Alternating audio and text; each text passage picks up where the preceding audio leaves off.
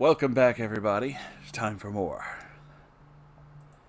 The Beards grunted with exertion as they gradually struggled up the stairs into a rundown cantina, pausing to catch their breath before swinging open the door and standing framed in the entrance, their eyes adjusted to the dim light inside. They both quickly shuffled up to the bar when Ian gasped, "Fuck, just give me a beer!" The impoverished establishment was furnished solely with two small hand-hewn tables and a makeshift bar fashioned crudely from bits of lumber and recycled corrugated steel panels. A weathered old woman sat on the stool behind the bar. "I said I want a beer. Jose Cuervo." He enunciated each word with "a beer." The woman seemed to understand and reached into the plastic cooler under the bar to retrieve two bottles. She wiped them quickly with her dress before placing them on the counter. Ian immediately tried to twist the top off of his, and then found out it wasn't that type of bottle, so he went for his keys. Nick tried to use the edge of the bar and smack the bottle to pop the cap off, but his hands were still too sweaty in the smooth glass, and it just fell on the floor with a thud. "Damn it, don't give me one with so much water on it!"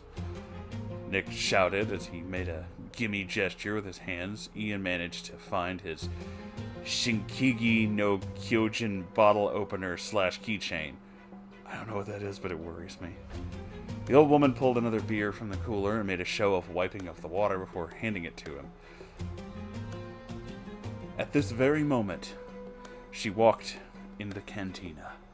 At first, because of the near non-existent interior light, coupled by the glare from outside, it's hard to make out her features. But as she made her way in, more and more about her sumptuous body was revealed. Her skin was clean, and deep brown eyes reflected the light above. Her lips looked like the leaves of fully bloomed cherry blossoms.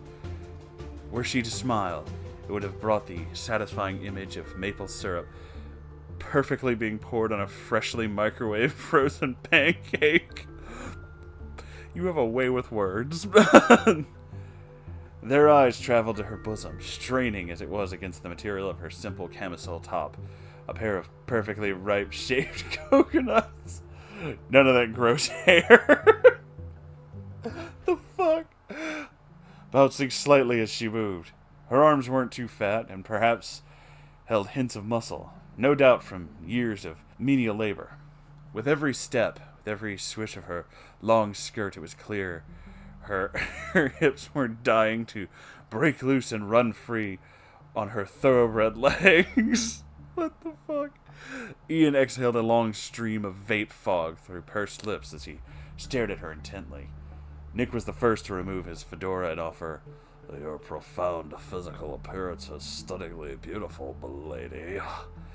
Ian followed up with, "If you could get your eyebrows taken care of, you'd be pretty hot. Like a weather girl on TV or something. I bet you let your bush grow totally wild. I mean, I'm cool with that." What the fuck? She stood, mouth agape, seemingly unable to process what the newcomers had just said. Finally she spoke, heavily accented English. "I am Stasia. Are you the Americans from the plane?" "We are, milady. Your white knights have arrived," replied Nick as he replaced his trademark fedora. After a moment of hesitation, she started for the rear door of the cantina. "Then follow, please, with me." As they walked towards Stasia's beat-up truck, Nick moved closer and sought to start a conversation. "So, milady, have you listened to the newest Hatsune Miku compilation?" I'm sorry? I don't know that word." "I'm sure a woman as exotic and worldly as you has heard Hatsune Miku before. If not, we should rectify that immediately." Ian rolled his eyes and snorted out more vape fog. Vocaloid. A Vocaloid that other people have to write music for isn't worth your time. You should focus on listening to more real bands like Cannibal Corpse or Tool. Nick huffed and responded, "Maybe in the West, if you had nothing else to listen to, but only Japanese artists have the speed and verbal clarity to really forge ahead into new audio frontiers." "You shouldn't listen to him. He has no culture," said Ian as he tried to move himself between Nick and Stasia. Maynard is an incredible artist, and playing the rhythms Danny does while switching back and forth between 9/8 and 11/8 is something that elevates Tool above being a band and into transcendental experience. Nick hurried to get ahead of Ian, shouldered in front of him as they got near to the truck. I'm sure my lady will be interested in Shinryoku no Suzume or Kiti no Tsurugi. I can't say half of these words. Especially after you watch the anime. I really like Eruken no Niho. I fucking can't say that. Something Jam Project.